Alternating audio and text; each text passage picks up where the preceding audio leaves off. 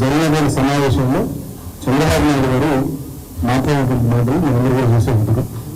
ఆయన ఏమంటారంటే ఆనాడు 2014లో అప్పుడు ఆంధ్రప్రదేశ్ ముఖ్యమంత్రిగా ఆయన ప్రమాణ స్వీకారం చేయాలంటే ఆనాడు ప్రధానమంత్రి అయినటువంటి నరేంద్ర మోడీ గారు 7 మండలాలు తెలంగాణ రాష్ట్రంలోని ఉమ్మడి ఖమ్మం జిల్లాలోని 7 మండలాలు ఆంధ్రప్రదేశ్కు బదలాయిస్తే తప్ప ప్రమాణం చేయని చెప్పి ఆయన ఆనాడు ప్రధానమంత్రి కూడా ఒత్తిడి తీసుకొచ్చి ఆనాడు ఎన్డీఏల భాగస్వామ్య పార్టీలు తెలుగుదేశము భారతీయ జనతా పార్టీ 2 పార్టీలు కూడా కలిసి ఆనాడు ఉమ్మడి ఖమ్మం జిల్లాలోని 7 మండలాలను తీసుకొని పోయిందని చెప్పి ఆ విషయాన్ని నిన్న చాలా సగర్వంగా చంద్రబాబు నాయుడు గారు ప్రకటించింది. ఆయన మాట్లాడినటువంటి వీడియో నేను ఒకసారి ప్లే చేస్తాను కోసం.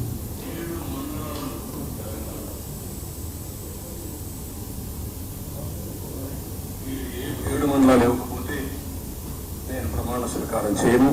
నాకు ఈ పదవి వద్దని ఆ రోజు చాలా స్పష్టంగా చెప్పాను. ఇది ఎప్పుడు కూడా చరిత్రలో ఎప్పుడు జరగని విషయం.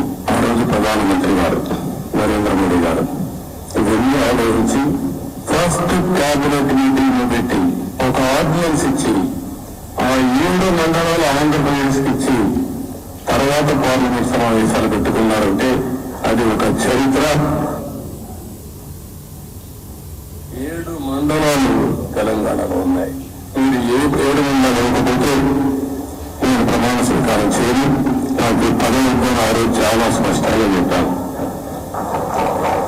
ఇది ఎప్పుడు కూడా చరిత్రలో ఎప్పుడు జరగని విషయం. ఆ రోజు ప్రధానమంత్రి గారు నరేంద్ర మోడీ గారు ఇవన్నీ ఆలోచించి ఫస్ట్ క్యాబినెట్ మీటింగ్ లో పెట్టి ఒక ఆర్డినెన్స్ ఇచ్చి ఆ 7 మండలాలు ఆంధ్రప్రదేశ్కి ఇచ్చి తర్వాత పార్లమెంట్ సమావేశాలు పెట్టుకున్నారంటే అది ఒక చరిత్ర. దీన్ని బట్టి చాలా స్పష్టంగా మరొకసారి ప్రజలందరూ కూడా తెలంగాణ సమాజానికి కొన్ని విషయాలు చెప్పాలని చెప్పి ఈ ప్రెస్ కాన్ఫరెన్స్ పెడతాము. ఆనాడు ఒక మా పార్టీ మాత్రమే ఈ నిర్ణయాన్ని వ్యతిరేకిస్తూ ఆనాడు తెలంగాణ రాష్ట్ర బంధు పిలుపునిచ్చింది. ఆనాడు పార్లమెంట్ సభ్యులు ఎంపీగా ఉన్న పద్ధతుల నుంచి 2018లో దాదాపుగా 3-4 సెషన్ మొత్తం మంది నిరసన తెలుపుతూ అవసరమైన సందర్భంలో పోలీసులకు పోయి అదేవిధంగా ప్రజలు బెంచెస్ పక్కన నిలబడి కూడా చాలా సీరియస్ గా తీవ్రమైనటువంటి నిరసన ఆనాడు కేంద్ర ప్రభుత్వం ముఖ్యంగా తెలుగుదేశం పార్టీ భారతీయ జనతా పార్టీ కలిపి తీసుకున్నటువంటి ఈ నిర్ణయాన్ని వ్యతిరేకిస్తూ ఆనాడు తెలంగాణ పక్షాన మేము ఎత్తాడడం జరిగింది.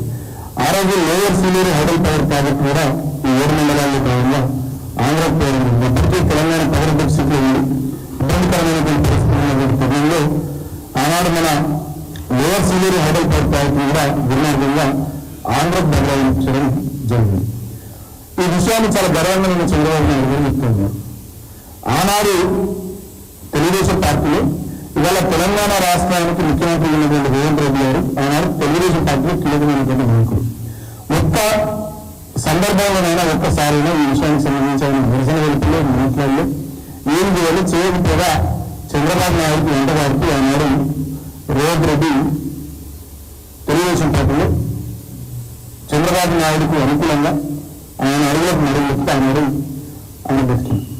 ఇవాళ మళ్ళీ ఆనాటి విషయాలు ఇవాళ జరుగుతున్నటువంటి కొన్ని విషయాలు చూస్తే మళ్ళీ కొంత సారూప్యత స్పష్టత నాకు అనిపిస్తుంది. తెలంగాణ సమాజానికి ఆ విషయాలు వ్యతిరేకిస్తున్నాం.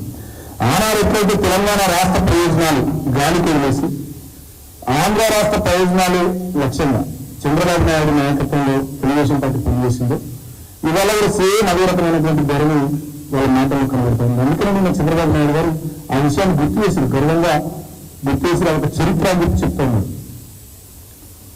ఇవాళ ఏం జరుగుతా ఉంది? ఆనాటి చంద్రబాబు నాయుడు గారి శిష్యుడు అప్పటి తెలుగుదేశం పార్టీ నాయకుడు ఇవాళ తెలంగాణ రాష్ట్ర ముఖ్యమంత్రి ఉండి ఆయన తీసుకుంటున్నటువంటి నిర్ణయాలలో కూడా చంద్రబాబు నాయుడు పాత్ర ఉన్నట్టుగా చంద్రబాబు నాయుడు డైరెక్షన్ లోనే రేవంత్ రెడ్డి నడుస్తున్నట్టుగా నాకు అనిపిస్తుంది.